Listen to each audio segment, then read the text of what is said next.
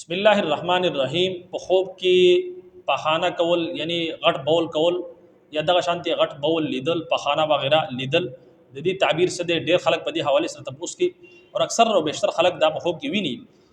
نو یقیني طور پر پخانه بول او بار دا یقیني طور پر یو ګنده شی دی لیکن د دې عجیب تعبیرات دي چې تاسو د تعبیرات او تاسو به حیران شئ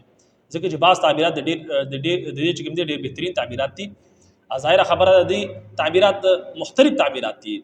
مثال طور پر بول و بار یعنی د پخانه خو یو شی دی لیکن مختلف حالتونو په وجه باندې د دې تعبیر بیا مختلف وي مثال طور پر په خوب کې بول کول یعنی پخانه کول د دې ست تعبیر یا دغه شانتي په اسانه سره چې کوم دي دا بول او شي تاسو نو د دې ست تعبیر نه مشکل سره وشي نو د دې ست تعبیر یا په داسې ځای کې تاسو بولو کې پخانو کې چې کل عام ځای دی یعنی په عام ځای کې تاسو د خلکو مخ کې پخانو کې نو د دې ست تعبیر یا دغه شانتي په لباس باندې پخانه ولګي یا دغه شانتي تاسو پخانه صفا کې د دې ست تعبیر یا دغه شانتي په ډیر مقدار کې تاسو پخانه ویلي نو د دې مختلف حالتونه دي مختلف تعبیرات دي ټوټل لس تعبیرات بس تاسو مخې ته بیانوم اول په خوب کې پخانه کول د دې تعبیر دغه دی چې د غم او د فکر او د قرض نه د نجات علامت دی یو کس داسې چې هغه په غم کې مبتلا وي نو هغه ته چې کوم د غم نه نجات ملاويږي د فکر نه د نجات ملاويږي او یو کس داسې دی چې هغه مقروض دی ډېر قرض دی پی او د په خوب کې دا ویني چې هغه په خوب کې سګي بول کې یعنی پخانه کې نو دا د دې علامت دی چې د قرضونه نجات هم ملاويږي د غم نه د فکر نه نجات ملاوي علامت دی دویم تعبیر په خوب کې په اسانۍ سره پخانه وشي یعنی بول چې کوم دی هغه په اسانۍ سره خارج شي نو دا په کارونو کې د اسانۍ علامت دی او دغه شانتي د پریشانی د حل کېدو علامت دی دریم نمبر په خوب کې کچري دا بول ساسو پخانه په مشکل سره وشي نو دا د رزق د تنګي علامت دی د کنجوسۍ علامت دی او دغه شانتي په کارونو کې د رکاوټ علامت دی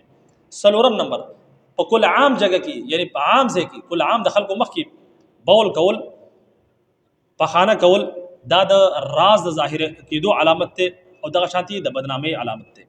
یعنی داسې انسان چې کوم خفیه راز دی دا غي د ظاهر کېدو علامت دی دغه شانتي دی د بدنامۍ علامت دی چې چیرې د ګل عام داسې ځکه پخانو کې په خوب کې دغه شانتي پنځم نمبر په خوب کې په لباس باندې ویني چې پخانه یعنی بول لګېدلی او دا د ګناه د شرمندګۍ علامت دی او دغه شانتي د مالی نقصان هم علامت دی چې په کپړو باندې لګېدلی نو داسې خوب کچري ویني چې په کپړو باندې پخانه لګېدل نو په دې باندې ظاهره خبره ده بیا صدقه او خیراتو کې ځکه چې په دې کې مالی نقصان هم دی د ګناه او د شرمندګۍ علامت هم دی نو بهرحال په حدیث شریف کې راځي چې الصدقه رد البلاء صدقه چې روان څومره ګناهونه دي یا څومره چې مصیبتونه دي هغه ختمي په کاردارا چې په دې باندې تاسو بیا صدقه او خیراتو کې دغه شانتي شپږم نمبر په خوب کې پخانه لیدو او داغینا کراهت محسوس کول کرکه کول یا دغه شانتي نفرت کول دا د غلط کار نه چې کوم دی د جان چټاویدو علامت دی یا دغه شانتي د توبې علامت دی دغه شانتي وم نمبر په خوب کې پخانه صفا کول یعنی یو ځکه تاسو پخانه لیدلی تاسو یې هغه تاسو لګي صفا کوي نو دا د توبې علامت دی د اصلاح حال علامت دی یا دغه شانتي د مشکلاتو د حل کېدو علامت دی دغه شانتي اتم نمبر په خوب کې په بیت الخلا کې بول کول یعنی پخانه کول دا چې کوم کار دی هغه په صحیح طریقې سره په درست طریقې سره د کولو علامت دی دغه شانتي د مشکل د حل کېدو علامت دی او د سکون حاصلولو علامت دی